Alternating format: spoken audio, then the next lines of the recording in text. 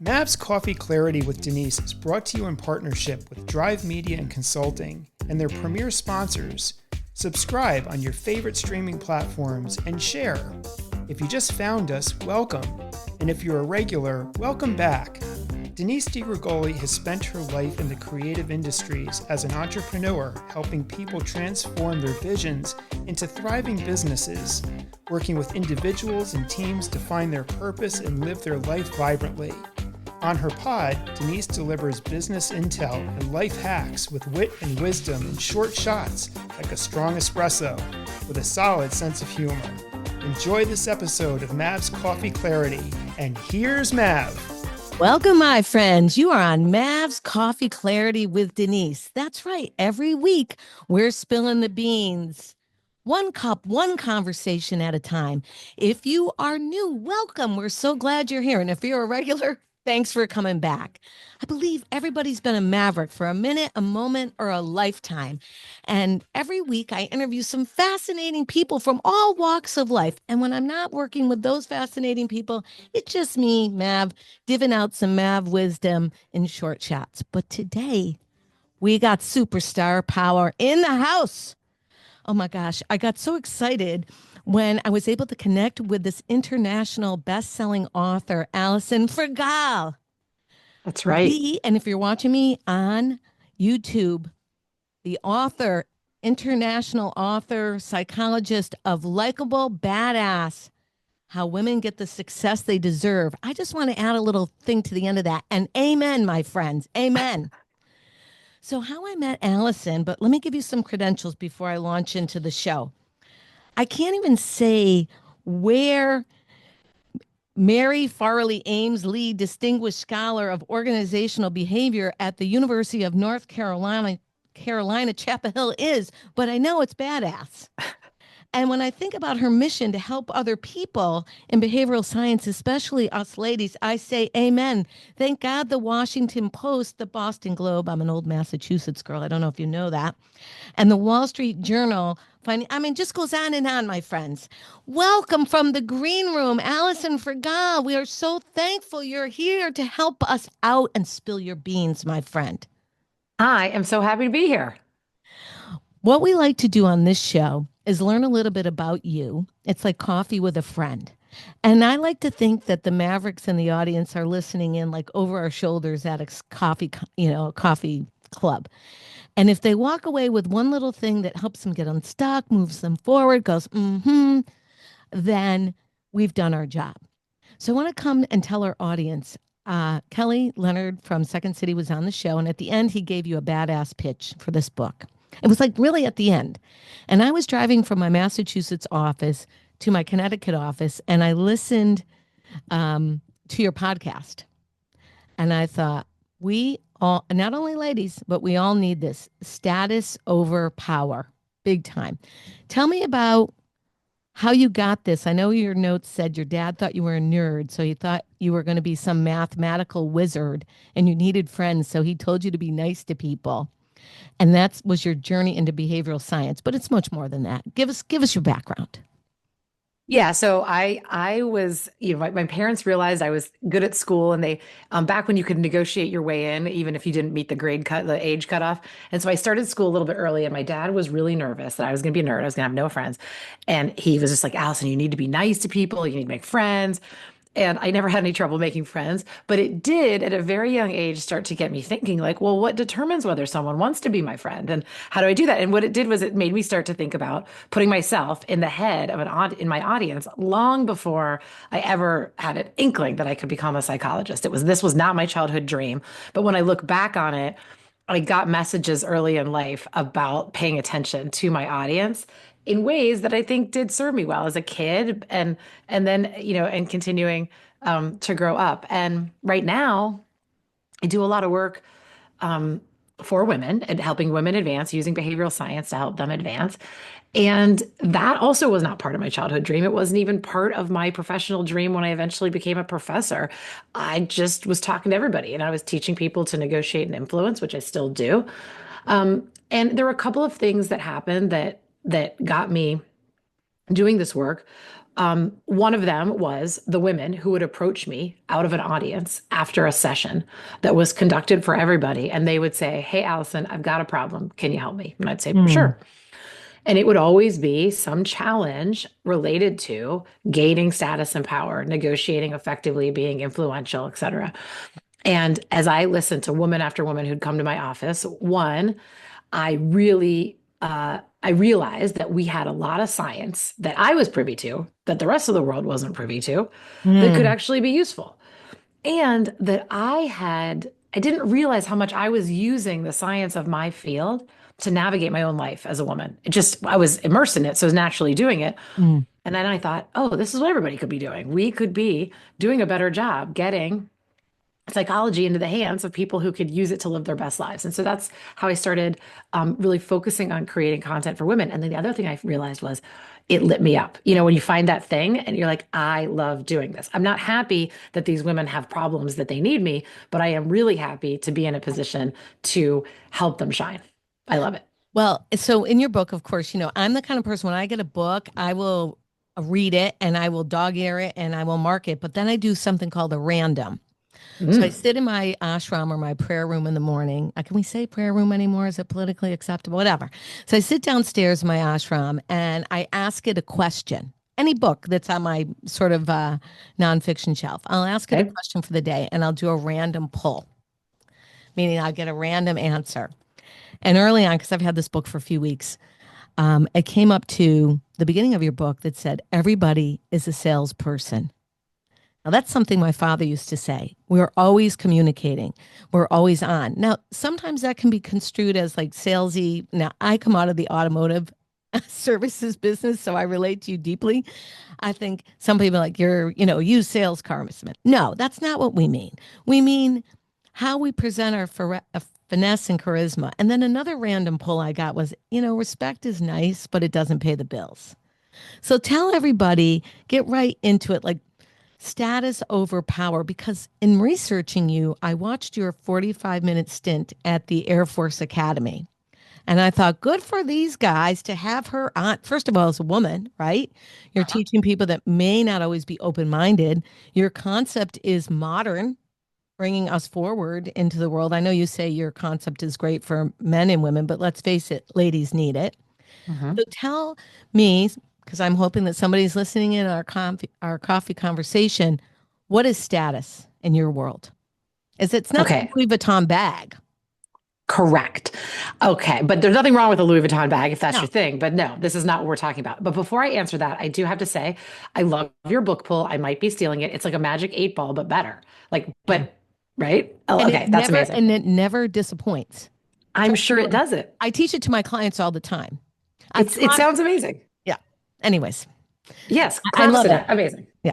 Great. Okay. So what's status? Correct. Status is another person's judgment about you, particularly about the respect that they have for you. So, status Mhm. is how much our audience, people we know, respects us and regards us. Now, I mean, to stick on the handbag for just a second, we often talk about things that people have as symbols of Right. status. And sometimes why people seek those things is they believe that if they have that thing, their audience will respect them. So, they are related, but it's not the bag, it's the opinion of another person. But I do not teach people about buying handbags, although that would be a very interesting book to write. I teach about how to show up as your authentic self, but with intention to influence how other people respect you. You're worthy of respect, Mhm. but those judgments that people make about us, about whether they respect us, there's some science to them. And if we know the science, we can then, one, not make mistakes that we didn't know were mistakes, like make stupid mistakes because no one told us it was a bad idea, and show up with intention and authenticity to be able to get the world to recognize our value. It's what everybody deserves, but particularly I wrote this book for women because we know that out of the gate, at the starting line, gender affects judgments of status, as do other characteristics. Right. And all other things being equal, women are not regarded as much respect from the outset as men. That is very changeable, but that's the reality, which is why I thought this status has been my research area for a long time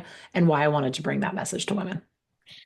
And when you're teaching it to women, and Mhm. I'm thinking multi-generational because that's so Mhm. important nowadays, where do you get the most resistance on status? Because, for example, I'm venturing to think my old school grandmother might say, "Oh, status, go for self-respect," right? And I might think my 21-year-old that just graduated UMass Amherst would be like, "Of course, status." And how do you bridge that gap? Because we all play a part in not moving each other forward, right? If we're not all in the same bus. Yeah. I don't get a tremendous amount of resistance. I tend to Okay. have people who are very grateful, like, now I understand what this is. I Yeah. can see what I've been doing well and why it's working, which is a light bulb to say, oh, I was already crushing a little bit of this, but now knowing makes me feel more confident. And there's things I could do better. But where I get people really struggling Hmm. is the distinction between understanding that this is important and believing it, Hmm. and this idea of not chasing or seeking external validation. That aren't we supposed to kind of ignore our audience? Isn't that a mark of honor and a mark of living your true, authentic life? And I think having to help people say that those two things can coexist very perfectly, there's not an inconsistency there, is one of the things that I do have to talk a lot of people through so that they can understand that caring about influencing how your audience sees you is not being something you're not just so somebody likes you. And that's the Right. They're not doing it for the wrong reason or agenda. And I think that's a really important thing. When I was driving from Massachusetts, you gave it because I act this way all the time, anyways. I am definitely assertive. And I would venture to say people that know me would say, "Oh, she's very A type personality." You know, as a woman, you say certain things, it's like crazy. If you're a guy, it's expected. And I thought there's actually something that can be applied to who I am. I am definitely assertive and I'm pretty warm. And I do things out of my intention just to be in service to others. And I'm a hardcore salesperson. And I'm sick of apologizing for that. So your book kind of gave, but I don't sell you anything I don't believe in. I that's don't right. share anything I don't believe in. And I definitely promote the things I do believe in, such as sharing maverick wisdom.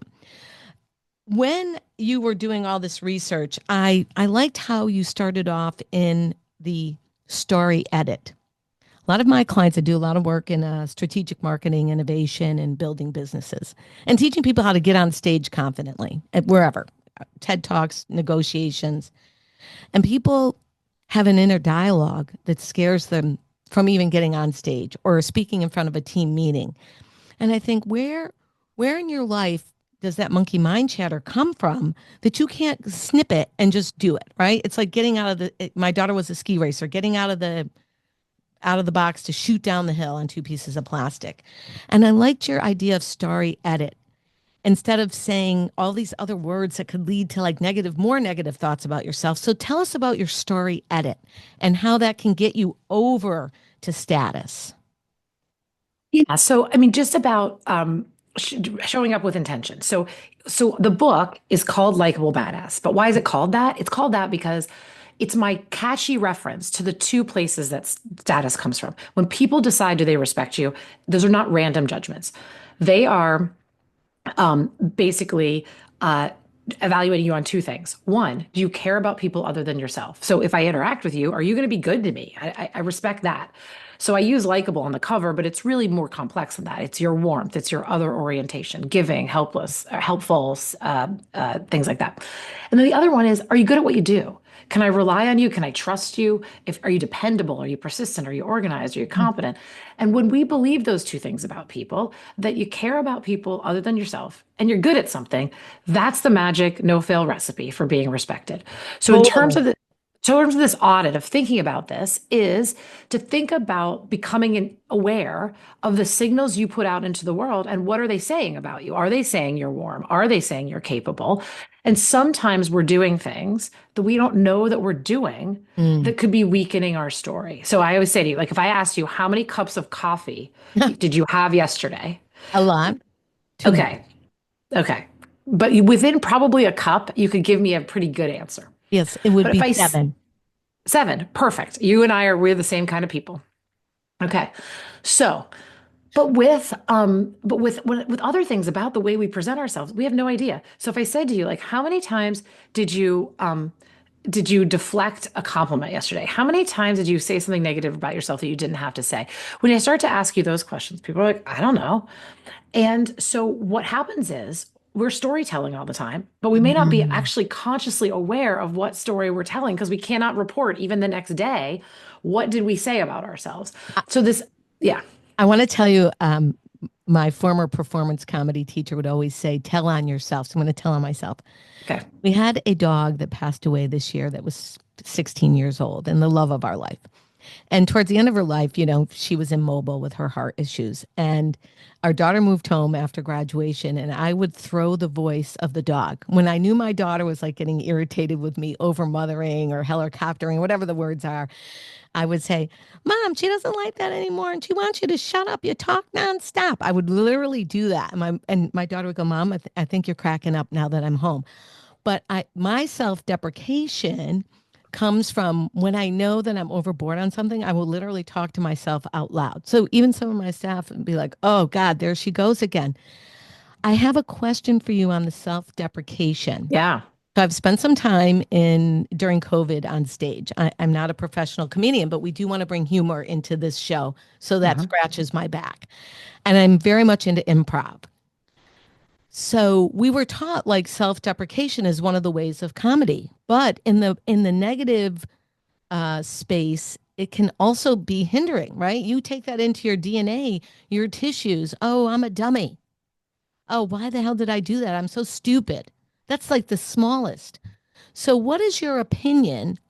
Because you said also like comedians or people that are really well established, then self-deprecation isn't that much of a hindrance. But how do we handle that? Because also women will come into the boardroom with a little humor to lighten the load so they can get in. And sometimes it's self-deprecating, right? How do we manage that so we still build our status and get through?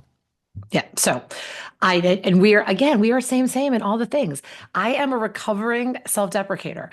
So a couple things. Humor is very status building. It's considered a sign of intelligence to be able to be funny, and it's very cohesive and warm. So if humor is your thing, leaning into it in ways that feel good and are appropriate can be a tool that you can use to build your status.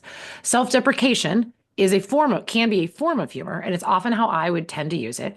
But it's a risky form of humor if your job is not being a stand-up comedian. Right. Because Right. here's the science. You are considered the expert on yourself. People don't really know what you're good or bad at unless you tell them. So if you tell me you're good at something, I don't know, and I'm going to think you're better at it because you told me. If you tell me you're bad at something, I'm going to believe that too. That's a major Especially beam right there. especially if you tell me you're bad at something. I'd be like, well, why would you say you're bad at something unless it's really actually the case? And so the research shows when people mock their intelligence, they're seen by other people as less intelligent. When they mock their attractiveness, they're seen as less attractive. So that is a habit that people have. Here's what I would say. I don't try to get anybody to do anything. Try to get people to become aware of what they are doing so they can decide whether or not they want to do it. As one of my favorite Peloton instructors, Denis Morton, says, I make suggestions, you make decisions. So Love that being too. I make suggestions, you make decisions. right? Yes. Okay. So the thing with self-deprecation, I self-deprecate all the time, but here's the thing. I knew I did it. I had no idea how much I was doing it till I started to track my behaviors for a week, which is one of the things I have people do. Wait, this is like tracking your finances and coffees. You track your behaviors? Well, I don't do it all the time, but I I'd encourage be in people trouble. to audit for a week to say, what's your story? Your story is one of the most powerful tools you have. If you don't know what it is, you have no idea if it's good or bad. So track it for a week. And I talk in the book about how to do it, but I counted when I did it for myself. And so self-deprecating was one of the most frequent bad habits that I had. And I kind of knew that, but I could see it on paper. I was like, of all the things you did to weaken your own story and brand, this is one of the biggest. But then I thought I had a handle on it. I thought that I was starting to do it less, which I probably was, but it was still pretty rampant. And one of the things that got me to see it, and this is not in the book, but happened because it happened after the book was written. When I sent the first draft of this book to my editor, the single biggest piece of feedback that came back in that whole round of reading the whole book start to finish was, oh my God, Alison, you cannot cut yourself down like this.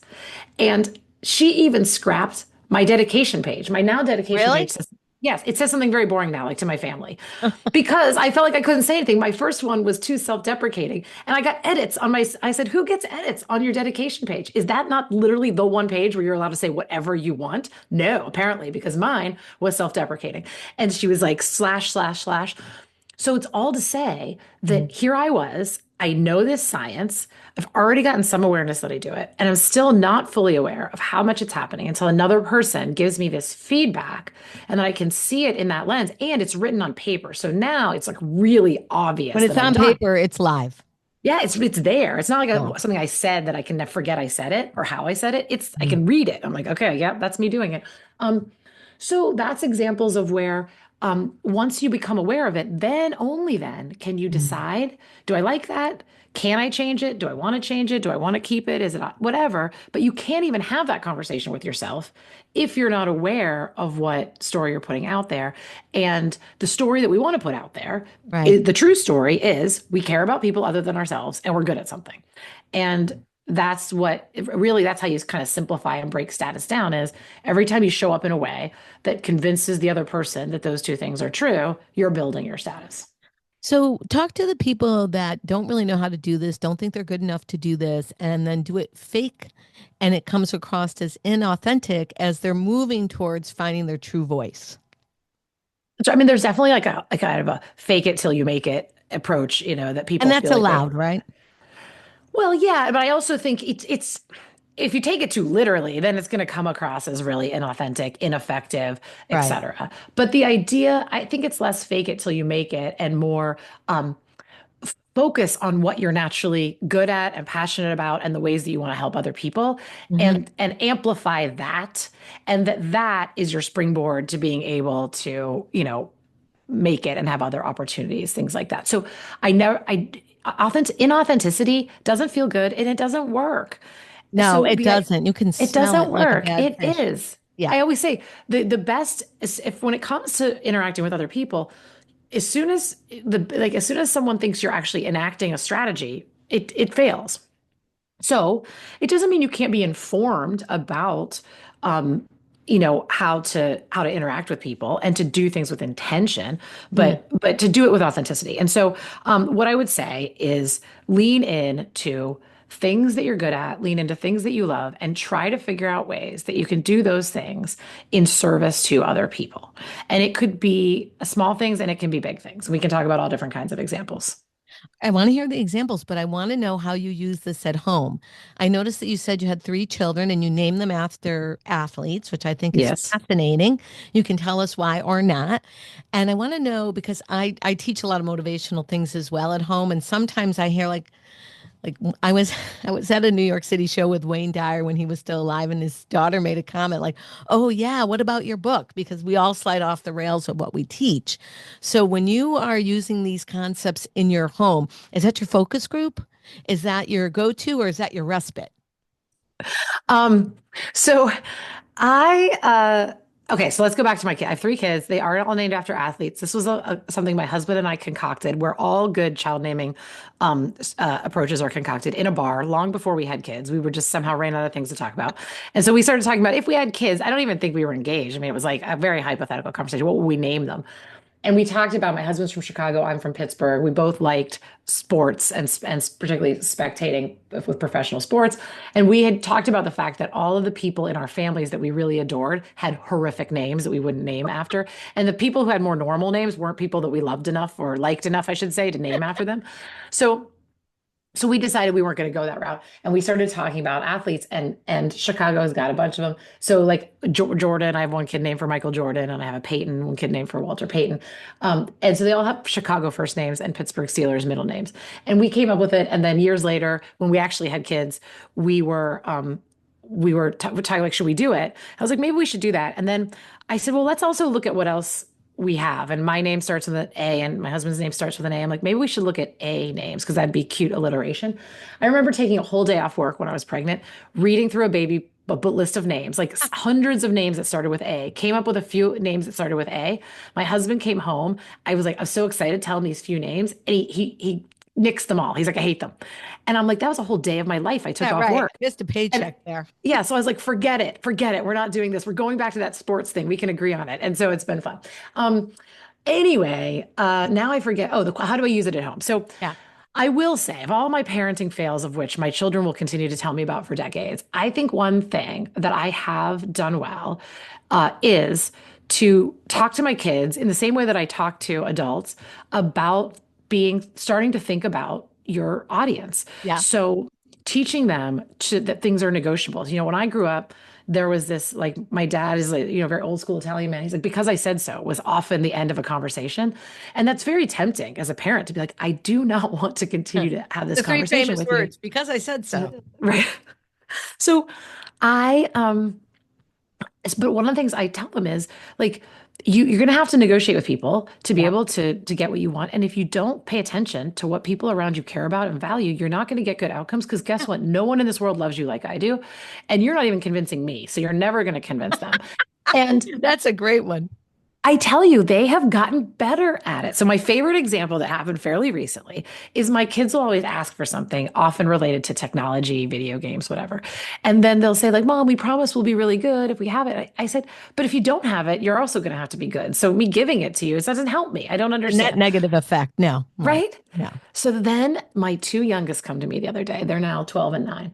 They come to me and they want money for some video game to buy nonsense, to buy like skins, clothing, stuff that's in the game that doesn't, it's literally nonsense. But hey, whatever. And they said, Mom, can we have Kim this money? Kardashian got her Skims ad way over there in the kitty game. Oh, Maron, no. They wanted to buy. Good for her and her marketing. They wanted to buy a video game. And they said, Mom, we want to play it together. And I was like, well played, my friends. Here's your money. I said, because now, after all this time paying attention to Mom, you're starting to listen. What does Mom value? Mom values siblings that are nice to each other and that will cooperate together and play together. So the two of you teaming up and coming to me, now you're giving me something I want. Okay, I'll give you something you want. So having people think about their audience and think about, how I show up is something that I do talk to my kids a lot about, including with status. I don't always use that term. They know it now because I wrote this book, but this idea that often in moments of pain for our kids, out of love, we want to say, hey, like, don't worry about what people think about you. I don't seek that external validation. And, growing up it can be painful in a lot of ways. But what I think it often they hear is like, ignore my audience. And I know that we don't have the luxury of ignoring our audience. No. Like, we have to work with, I always say, you can't get a date, get into college, get a job, do anything if you can't convince another person that they want to be in a relationship with you. And so, yes. Anyway, so I try to teach them like the way I would talk to adults, which is it's incredibly painful when people don't see your value. It's awful. Not being respected diminishes your mental health. It diminishes your physical health, and you don't deserve it. But I guarantee you have greatness inside you. And if it matters to you that this person eventually realizes it, stick with it, and they will. It may not matter to you, and you may want to decide you're going to invest in developing another relationship. But rather than try to ease the pain by telling people to turn away from their audience, I try to keep them focused on their audience, but with realistic expectations of what they can and can't do. So, as you've journeyed down into this incredible research, and certainly a likable badass and a pioneer for so many of us to learn from, what was the biggest obstacle to get this book done? Like, what was the biggest naysayer? Who was the one who was like, yeah, no, I'm not into that? Well, me. I mean, I was my obstacle. Like, it was a very Taylor Swift song. Like, hi, I'm the problem. It's me. So a couple of things. I mean, one was just very practical, which was I cannot, I can't really speak and write on the same days. I have to either, if I'm doing something that's audience focused, like what we're doing now, and it kind of zaps my energy to be able to write. So COVID, when it took all the live events and things I was doing off my calendar, gave me the space. So that's a very practical answer. But everyone says, like, if, what was the biggest lesson? I said, they say, how long did it take you to write? I said, it took me 2 years. From the moment I picked up, like, started typing until the moment I handed in the final draft. I would say 50% of that was writing, and 50% of that was staring at a blinking cursor, talking negatively to myself about how no one would like the things I wrote. Well, that And self-doubt will get you every time, won't it, when you're doing something good? I know. Big time. And and then when I finally started to show it to people and my editor and everyone was validating, Mm, I'm like, I just was like, look how much time I spent talking to myself in these terrible ways and waste time wasted, time, energy wasted, et cetera. So I get the whatever you're going to call it, your lack of confidence, the imposter, whatever you want to, whatever term you want to use. I felt that very acutely doing this project. And now that's why it's like gratifying slash unbelievable to see it mm, out in the world and see it helping people. yeah, Because I it thought, is. wow, if my writing self could have gotten a little glimpse into the future at that point, how much it would have lifted me and my, spirits as I was doing it. So one of the standard questions we're kind of asking in season 2 here is, what was the so-called best piece of advice you ever received that you wished you did not take? Ooh, that I wished I did not take. Uh, Oh my goodness. Um, I gotta That's think on this for a second. that's a Do you have an toughie. answer? It is a tough one. Okay, do you have an answer? You wish, so you took it and then you regret it. You wish you hadn't taken it. Yes, and it revolves around starting a business because back in the day, you remember I'm not going to date myself on this show ever because I believe all ages are important. But back in the day in the 80s, women didn't really start businesses. We were just coming into it, unless you were in a family business like my grandmother that took over from her deceased husband, and as a result, I missed a big opportunity. Now, listen, you could also say, wherever you are, you're meant to be. But I knew in my heart I should do it. And I had all these compelling facts as to why it may not work at the time, age, money, etc. But I'm a pretty ballsy person, okay? And I listened to what typical narratives were at that time. And I had a little bit of fear, and I did not have the right mentorship around me at that time. And so I folded. Now, this is why I do a lot of work, and most of my interns and the people that I work with happen to be women because I'm the first college educated woman in my family when it was not in style to do. So, or allowed even. Talk about an immigrant Italian family. Just go down the street and marry Matthew the plumber. It's totally cool, and you'll be fine. So this is why I'm so attracted to the work you do, because it's okay to be a successful woman that has assertiveness and warmth. Here's my other question. What was your most recent, yeah, why not moment where you just said, oh, F it, I'm going to do it, or I don't care? Okay. I'll have that one. But now when you're talking, I have my other one too. Oh, okay. Do your other Can I one answer first. can Yeah, I do do that that? first. Okay. It is of a similar flavor, which is that it's from my dad, which was basically like you, the most important thing is you need to like figure out what your career is, figure out how you're going to put food on the table, and Right, you have to like focus on that of all else. There's no like frivolity. There's no playing around. My right. dad grew up Italian family, not a lot of money, puts himself through college, does go to college, and then runs a business himself. So it was very focused on like there was no safety net. It was like, and you if you couldn't make this business run, you didn't eat that day. And he still talks about like how he can make a can of tomato soup like last like a whole week. Anyway, but that instilled in him a very much like there is no gap year, there's no travel, there's Gap no like year. right? There's no take something in college because it interests you. If you can't figure out how you're going to monetize that and you're going to use it to put food on the table, you don't do that. Right. What that did was it shut me down. And I took that We're advice. kindred spirits. Yeah, and I took it and I leaned into it. And so I wouldn't say it was terrible because it has driven me to be achievement oriented and to probably accomplish a lot of things in my career. But what it did at a younger age was it cut me off from exploring things that I was interested in. I found psychology when I was in my 20s. I love it. I'm very committed to what I do, but I also think that there's probably 10 other paths I could have pursued. And Right. maybe I would like even one of them better. I'll never know because I never explored when I was younger. It was like, well, you're good at math and math will be good, especially if you're a girl and you can get a business job and that's going to put food on the table. So you're going to do that whole thing. And I just leaned into it and without question.